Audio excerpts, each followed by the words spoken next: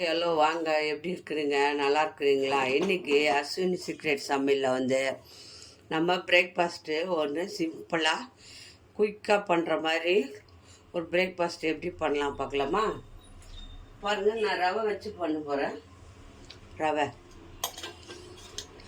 நம்ம உப்பிட்டு பண்ணுவோம் இல்லையா, அதே ரவை. வறுக்காத ரவையாக இருந்தாலும் வறுத்த ரவையாக இருந்தாலும் ஓகே. இதை வச்சு தான் நம்ம எப்படி பண்ணுறது பார்க்கலாம். பாருங்கள், நான் ஒரு கப்பு ரவை எடுத்துருக்குறேன். அது ஒரு ஜாரில் போட்டுக்கோங்க. அது கூடவே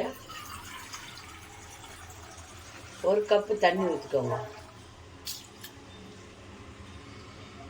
பாருங்கள், ஒரு கப்பு ரவை, ஒரு கப்பு தண்ணி ஊற்றி வச்சு பாருங்கள், ஒரு 1/4 கப்பு தயிர் போட்டுக்கோங்க. ஒரு 4-5 ஸ்பூனு தயிர் ஊற்றிக்கோங்க. தயிர் போட்டால் தான் உடனே சேர்த்துக்கு நல்லா டேஸ்டியாக இருக்கும். சரிங்களா? போட்டாச்சு. இப்போ இதில் வந்து கொஞ்சம் சால்ட் போட்டுக்கலாம். அது கூட ஒரு ஸ்பூன் சர்க்கரை போட்டுக்கோங்க. போட்டு நல்லா நைஸாக அரைச்சிக்கோங்க. பாருங்கள், இந்த மாதிரி அரைச்சிக்கோங்க. கொஞ்சம் நைஸாக அரைச்சிட்டு வந்துடுங்க. இதை வந்து ஒரு பவுலில் ஊற்றிக்கலாம். பாருங்கள், இந்த சுலபமாக அது கொஞ்சம் ரவை ஊறணும். அதுக்காக கொஞ்ச நேரம் கொஞ்சம் ஆயில் ஊற்றிக்கோங்க.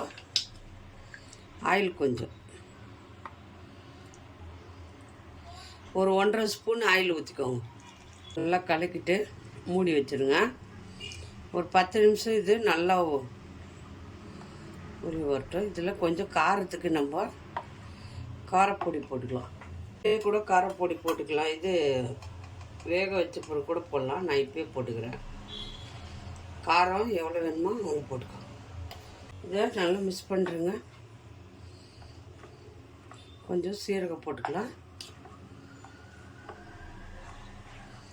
கட்டிகள் இல்லாத நல்லா கலக்கி விடுங்க. சீரகம்,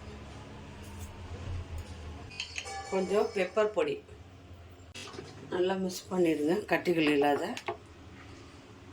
பாருங்கள், இந்த மாதிரி சிம்பிளாக பண்ணால் ரொம்ப டேஸ்டியாக இருக்கும். இது ஒரு 10 நிமிஷம் இதை ஊறட்டும்.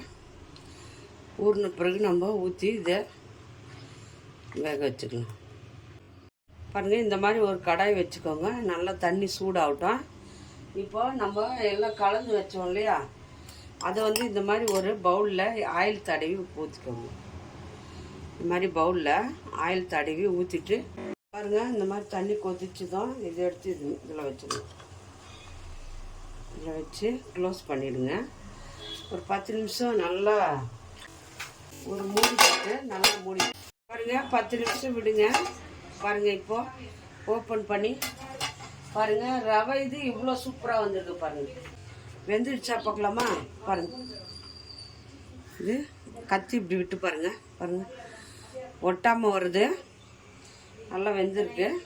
இப்போ ஆஃப் பண்ணிவிட்டு கொஞ்ச நேரம் ஆறுங்க. அப்படியே எடுத்து நம்ம ஒரு இதில் வச்சு ஆற வச்சுக்கலாம். நல்லா பாருங்கள் எப்படி வந்திருக்கு. சூப்பர். ஆற வச்சுக்கலாம். பாருங்கள், இது மாதிரி போட்டு கொஞ்ச நேரம் ஆறின பிறகு நம்ம இதை அப்படியே எடுத்துக்கலாம். கட் பண்ணிக்கோங்க.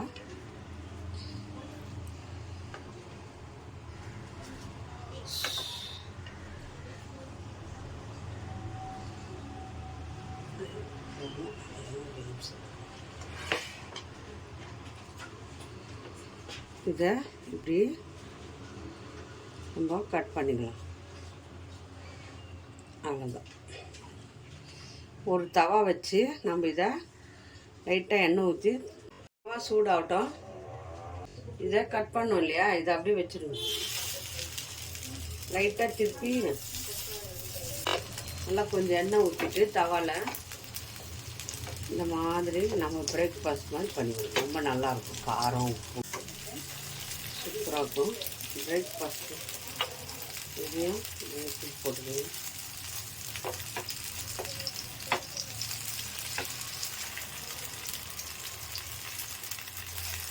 அவ்வளோதான். ஒரு கப்பு இதை இந்த மாதிரி தவாவில் போட்டு நல்லா மொறுன்னு நம்ம இதை இந்த மாதிரி எண்ணெய் போட்டு கொஞ்சம் லைட்டாக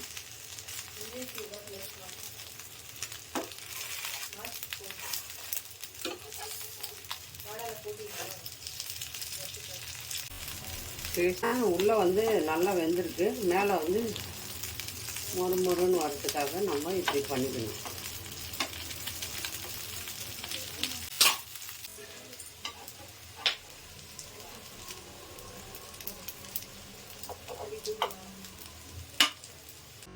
பாருங்கள், ரொம்ப டேஸ்டியான ஒரு பிரேக்ஃபாஸ்ட் எப்படி வந்திருக்கு பார்க்கலாமா? பாருங்கள், ஒரு கப்பு ரவை இருந்தால் போதும், சுலபமாக ஒரு பிரேக்ஃபாஸ்ட் பண்ணிடலாம். டேஸ்டியான பிரேக்ஃபாஸ்ட் பாருங்கள், எவ்வளோ சாஃப்டாக இருக்குது, சூப்பராக இருக்குது. ஒரு கப்பு ரவை இருந்தால் போதும். யார் யார் ஸ்நாக்ஸ் பிடிச்சிருக்கோ இந்த பிரேக்ஃபாஸ்ட்டு லைக் பண்ணுங்கள், ஷேர் பண்ணுங்கள், கமெண்ட் பண்ணுங்கள். மறக்காத அஸ்வின் சீக்ரெட் சமையலை சர்ப்ரைஸ் பண்ணுங்கள்.